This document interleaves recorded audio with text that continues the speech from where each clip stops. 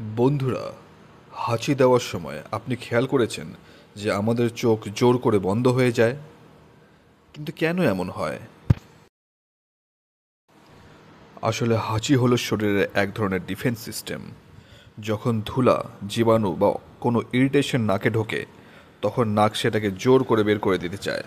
কিন্তু হাঁচির সময় চাপ এতটাই বেশি হয় যে মস্তিষ্ক আমাদের চোখের পেশিগুলোকে জোর করে বন্ধ করে দেয়।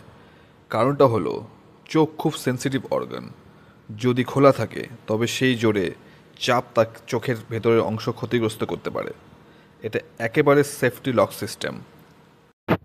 তাহলে এবার থেকে কেউ যদি আপনাকে বলে হাঁচি এলে চোখ খোলা রেখো না, না হলে চোখ বাইরে বেরিয়ে যাবে, সেটা পুরোপুরি সত্যি না। তবে চোখ বন্ধ হওয়াটা আমাদের শরীরের প্রাকৃতিক সেফটি মেকানিজম। কন্টেন্ট ভালো লাগছে, চ্যানেলটিকে সাবস্ক্রাইব করে পাশে থাকবেন।